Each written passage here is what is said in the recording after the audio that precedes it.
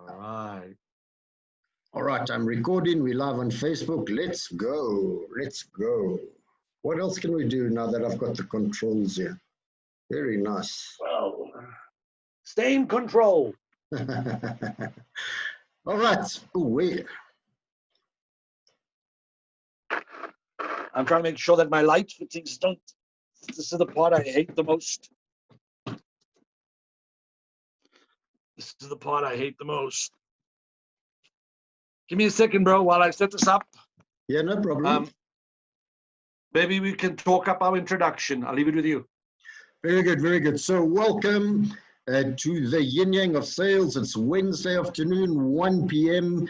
We're bringing you some concepts of how to create the ultimate lifestyle by kicking average in the teeth. I do suggest that you get Vinesh Maharaj's amazing book, Kick Average in the Teeth, and then read it, do the exercises, and just grow from there. So today I am informed of our topic being stop majoring in the minors. Stop majoring in the minors. And I think that Don DeMartini, my good man, my good friend, and my mentor, or one of my many mentors, you know, he sums it up by a concept, and I think it's called Parkinson's law. It doesn't make you shake, but well, it could make you shake if you were not careful. But essentially, if you don't fill your day with high value activities, it'll automatically fill with low value activities. And this is essentially what we're saying here, is that, you know, we're majoring in the minors. We focus in on the small stuff. We sweat in the small stuff, and not the big stuff. So, you know, it would be much wiser to grab some really big dreams, really big goals, and focus on those. Decide what you want. Decide, decide who you are. Decide what you want. You know, Bob Proctor, he brought through this concept many years ago. Amazing man around the image maker. And that was kind of, what do you want to be seen as? What's your deliverable personally? Who are you? What are you? What's your why? What's your passion? What's your vocation? Why are you here? And then when you get that, you know, take steps to become that, become more, to grow on that, and you know, to take massive actions in the area that's going to bring you the most fulfillment. You know, Vinesh, we spend our lives living other people's dreams. You know, I spent my youth trying to live my mother's dream that we're a perfect family. And you know, she dressed me properly, and she told me to mind my P's and Q's, and unfortunately for her, I was a bit of a rebel, and I think I just scuttled that ship for her on purpose, probably.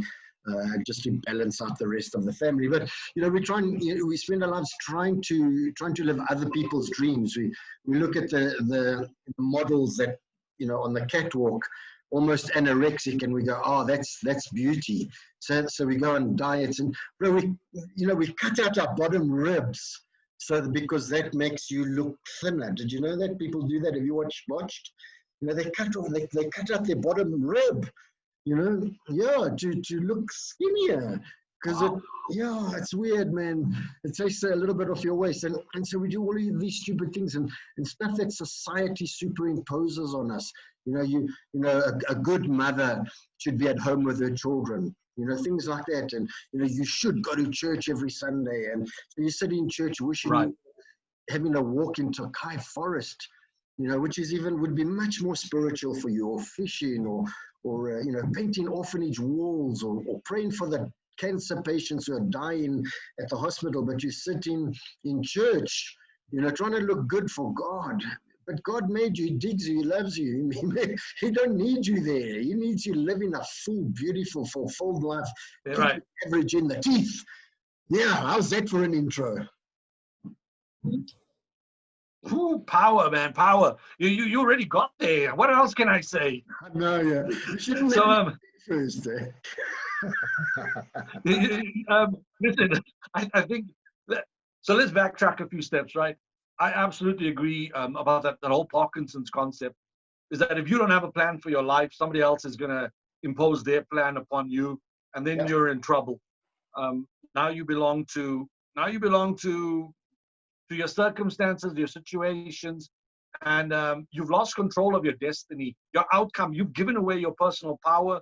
Your family, your community, your church consumes you, and whatever they deem to be urgent, important, and necessary becomes focus points. Now, I want to share with you, as you know, I'm from the Cape, and in the Cape, we often have people, and this is a problem I deem, and I could be wrong, but this is, remember, it's from my paradigm.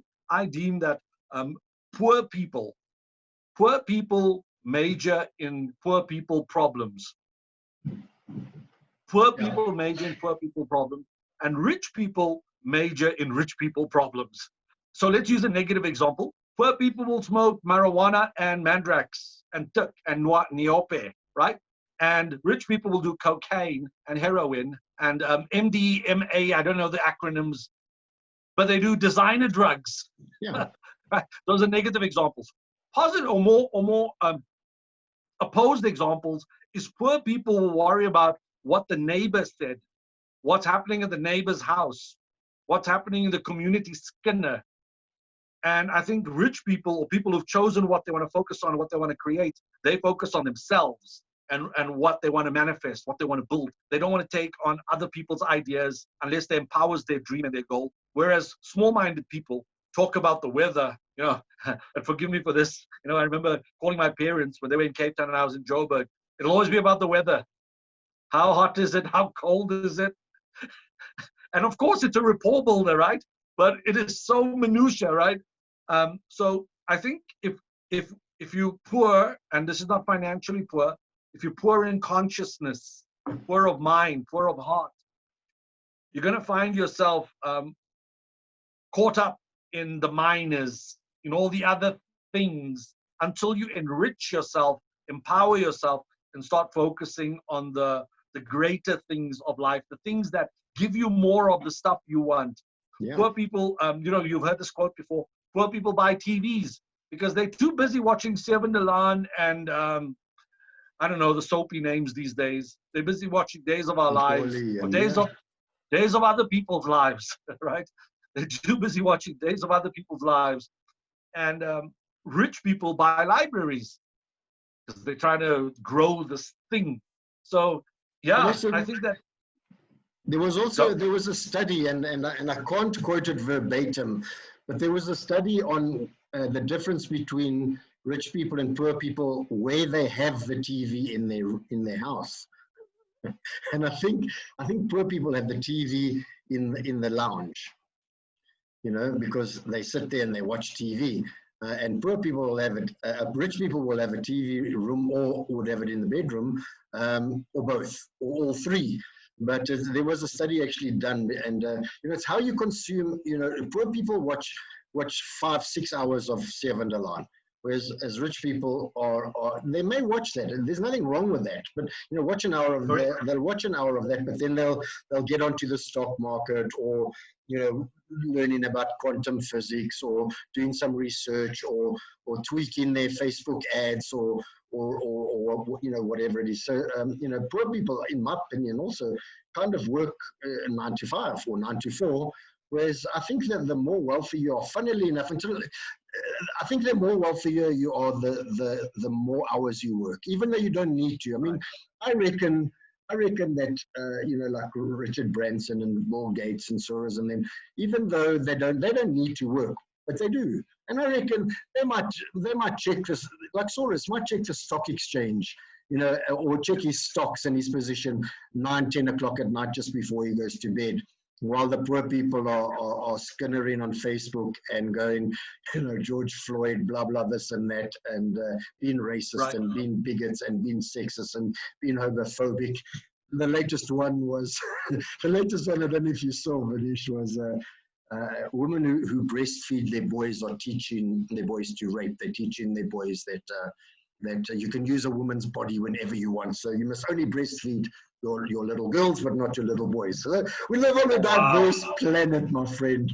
Yeah, that's the next level. Yes, as I tell you. So small minds are thinking about that, fighting battles they can't win, where others are fighting the bigger battles. Right. I just want to acknowledge just some people on the stream live with us. I see there's 7 people watching with us on Facebook. Hey, good afternoon or good morning, good evening, wherever you find yourself. For those of you who don't know us, my name is Vinesh Maharaj from the YinYang of Sales. On the other side, we have my partner in crime, Mr. Stephen van Basten. We come to you live on Mondays to talk sales at 1 p.m. here in South Africa. And then on Wednesdays, we talk lifestyle mastery, how you can get more of the stuff you want. And today we're talking about majoring in the minors. What is the payoff, Stephen, for majoring in the minors? What do you deem as the payoff? Come on, man. I don't know why people do it. Well, I guess, I guess it's just, I guess it's just that everyone's at a level and we're kind of playing at our own level.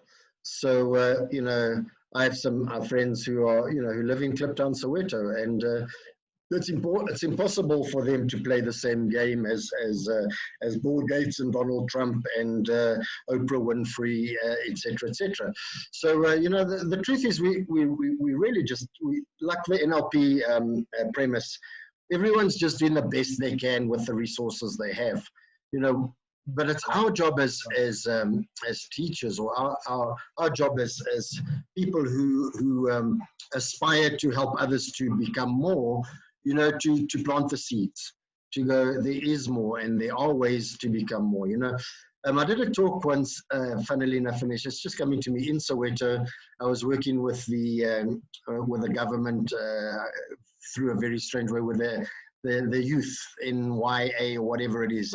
I'm bad with names, you know that, but I was working with about 20 guys. So I just did a presentation on money and finance, and I played the video of Les Brown, because talking about just rising above, and I went back and I just spoke about this mindset, and we got some beautiful little affirmations out for the guys there at that level. And I went back about a month later, and this young couple, they must have been 23-ish, 20, 23, and not married, just girlfriend and boyfriend. And they came rushing up, Steven, Stevovo, because it's like the African name, Stevovo, it's working. We've been focusing on money, and we've been focusing on attracting money, and the money's just flowing into our lives. And this week we were able to eat 3 times a day, and just like, it works. So, but the shit works at whatever level you're at. And what you don't want to be doing is trying to major in someone else's major. So you need to major in your major, otherwise it all falls. Explain that for people watching. Explain that for people watching, because that's a powerful point. Yeah, well, I think there's, and I have to watch my paradigms, and I think we're all programmed, but so this may be a programmed paradigm. Forgive me if it is, and if I annoy anyone. But there's this kind of belief that like people say, bring your children up like a good Jewish mama, make them become lawyers, force them to become lawyers and doctors and get a degree, right. And there's some wisdom in that. But the other side of that is there's nothing sadder than a doctor who wants to be a mechanic, right, or a lawyer, yeah. A lawyer who just wants to fix the plumbing, or be gardening or something. So, we need to not live anyone else's dreams. We need to come back to who are you? What are you after? Robin Banks and them on Mind Power, when they were talking about finding your vision and your mission and your why, the equivalent of all of that. Apparently when he went on the course that he now gives, anyone who ever stopped you, if you stopped, chatted to anyone, you had to go, what are you after? You had to ask the question, what are you after? You went in America, what are you after? What are you after? What are you after? What are you after? What's important? What's fulfilling? What's the thing that's going to make you happy? And then what do you need to do to get there? And unfortunately, we want instant gratification. So, a lot of people might say, well, I'd love to take people on fishing cruises, but I'm nowhere near that. I'm a bank teller. The truth is, you can work a 10-year plan, because what's 10 years out of the 80 you're going to live? In 10 years' time, you could be living that dream if you start working toward it now. If you don't, you're going to hit 80, you're going to be sitting on the stoop, on the rocking chair. I could have, I should have. Yeah, my life went past me at the bank. Correct, correct. So what is it, that island you speak of? Someday Isle. Someday Yeah. Isle. Tell us about Someday Isle, because on Someday Someday Isle I'll get my you never do cruise ships, right? You never do someday fishing I'll trips. yeah. Yeah. On Someday I'll people sit around and swap excuses. You know, they talk about why someday I'll join the gym, someday I'll start investing money, someday I'll get an education, someday I'll make more cold calls, someday I'll.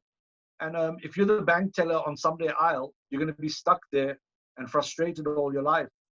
So you know you got to vote yourself off the island. You got to make a decision that you know if this cruise ship or this fishing ship that I want to commandeer is important enough, I've got to start majoring in my major. My major is now suddenly, oh, I've got a goal, I've got a vision. I want to do this thing. And if I want to do Beautiful. this thing, what's it gonna take? How do I start that plan?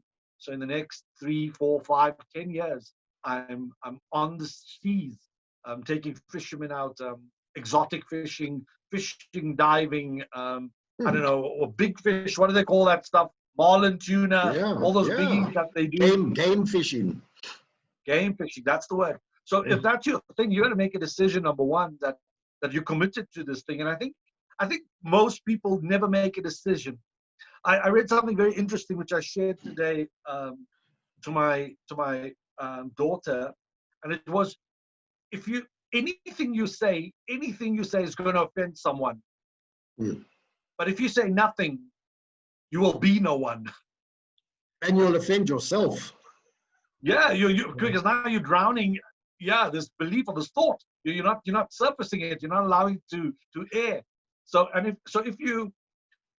if you offend people, that's one thing. But if you just shut up and you just surrender to minor, playing a lower game, playing a survival game, you become no one. Yeah. You merge into the masses of nobodies. Let's talk about some of those masses, right? They say that 1/6 of the world lives on less than $2 a day. I don't know any of those people. No. So they merge into some statistic. They're not real in our world. For them to step out of that difficulty, they have to make a decision to major in something far more greater than the survival of $2 a day. And Yeah. and the But biggest challenge is two things, I think. So the one for me was growing up is I didn't have the mentors around me. I couldn't look at my mom, dad, uncles, aunts. I didn't have people who could say, "Hey, V, you're in the wrong direction. Come here. This is where you want to go." Or here's a library. Pick something that works for you, that inspires you, that gets you going. Sorry, go. So that was the first one. The second one is that if you're always surrounded by average, you become the average. Yeah, you're the average So of the those 10 two people things you I spend think the are like most time with. anchors that hold you down. Yeah, go. You're the average of the 10 people you spend the most time with. That's a given. Bro, there's two things. There's an interesting thing on Facebook at the moment, and that is, it's like a picture of a stick. And then they go, I'm just posting this picture to prove that people will argue about anything. Lo and behold, people go, it's not a stick, it's a twig. And then secondly, so listen, one of the things you need to come to terms with that is we're never going to get to a point on the planet where everyone agrees with each other. There will always be people who go, breastfeeding a boy is teaching them to rape, and the fact that men can fart louder than women is fart rape. And then on the other side, I'm happy that George Floyd, this is true stuff, but George Floyd got murdered because of his past, and he deserved it, and everything in between. We're never going to agree. What we have to do is find our tribe and the people that are important. And then there's so many things, Vinish. So one thing is, we should be happy with. It's a double-edged thing. We should be happy where we are. And we should move to the majors from a sense of love and a sense of gratitude and a sense of wanting to enhance our lives. We shouldn't be wanting to move to somewhere better out of hate. So, I always say, and I know it's controversial, and I'm controversial on purpose, And that is, if you begrudge your skin color, you're failing. If you begrudge your gender, you're failing. If you begrudge the country you were born in, you're failing. We need to, if you begrudge the fact that you have to bear the child and breastfeed it, we've been handed a card, a pack of hand. We have a hand that we've been dealt, and we're a soul in a body, and that soul actually chose the experience. So we've got to come from a place of gratitude and say, hey man, I love where I am, I love who I am, but I want more. My daughter, when she was in high school, matric, they went to do a project building houses, helping to build houses in Orange Farm. We're a little bit apprehensive and this and that. The first day she came back, we said, how was it? She said, it was unbelievable. I said, why? She said, Dad, those people are happy. They have no money. Wow. They are down and out. They can't eat. But there's such a sense of society. They sit in the street. They all play with each other in a non-sexual way, of course. And they share the food and they help each other and they babysit for each other. And they are actually happier than us, locked up behind our alarms and our barred up windows in the suburbs. And it was a really astounding thing. And we need to be careful, we need to be careful not to go in there and tell those people, you should want more. Okay, yeah, you should want more food, and you should want, there's all sorts of things, but they were happy. They were happier than the average human being with nothing. Yeah. So, so their majors are different to our majors. Their majors are, who do I leave the kid with while I'm at work so I can earn some money, and then they come back and they share it and they buy food. Very cool, very cool. The last thing, my very strange late stepfather, he once gave me this gift. It was a wooden thing that looked like a donut, and it was a round to it. It was called a round to it. He gave that to me and he said, "Now you've got no more excuses." So why? I said, because you've always been saying, "I'll do it when I get around to it."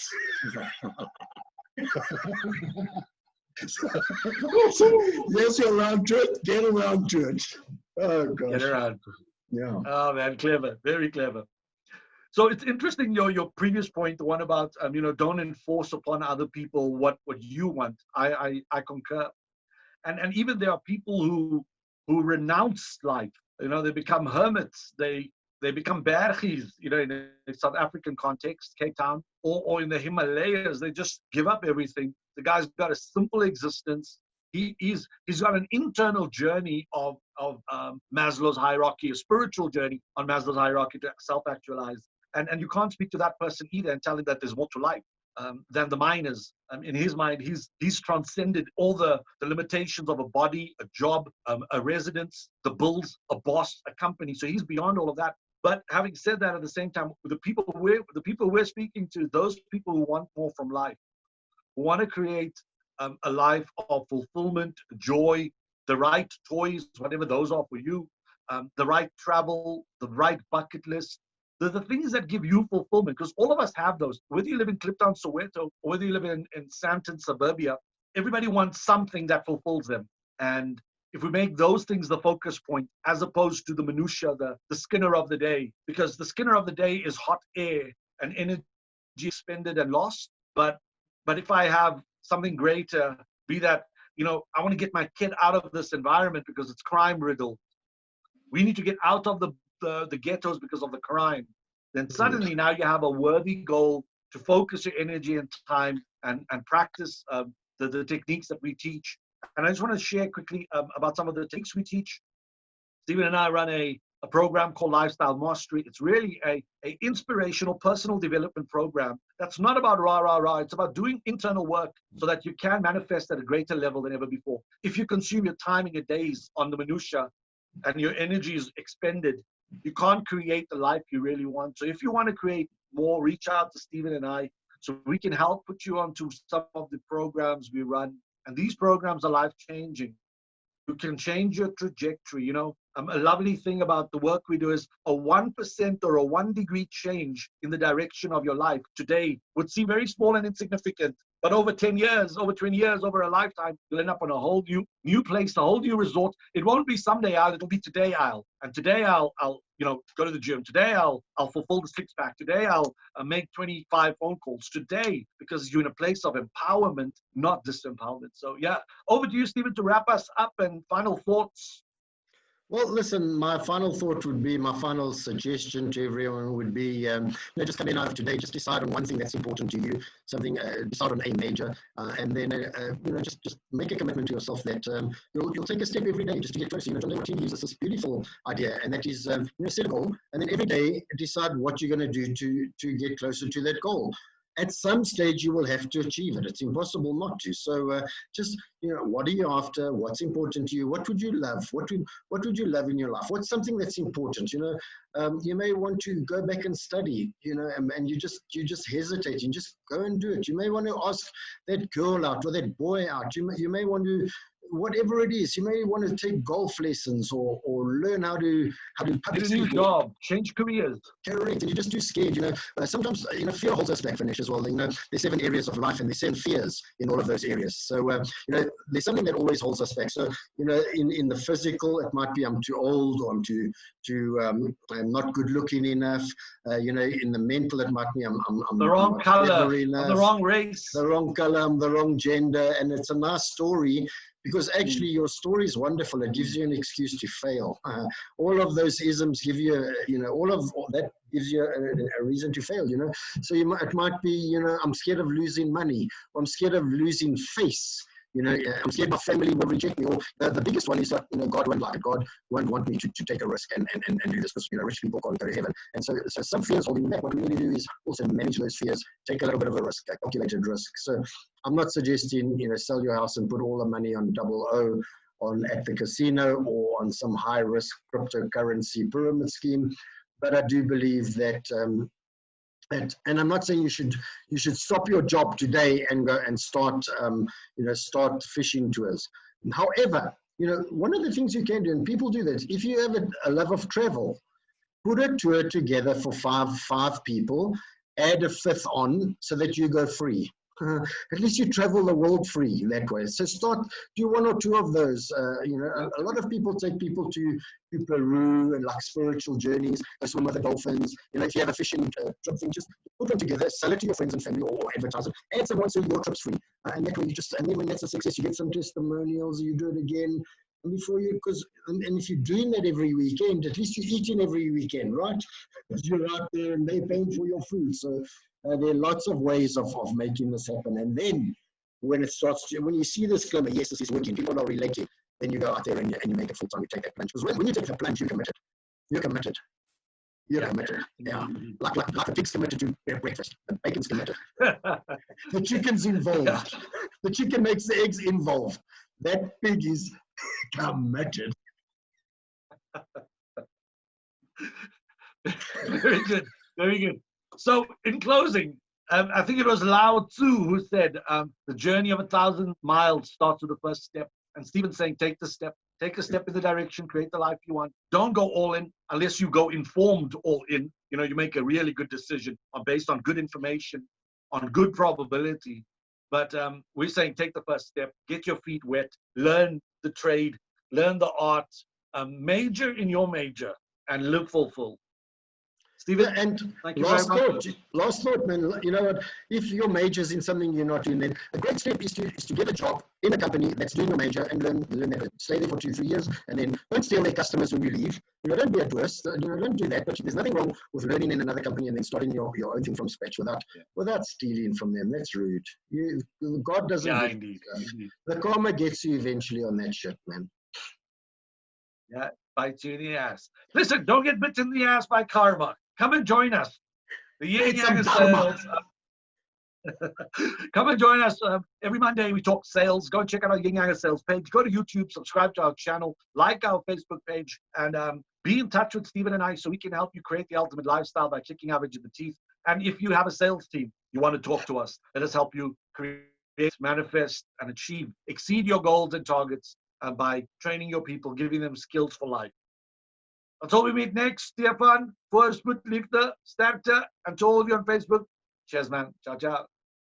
Woo!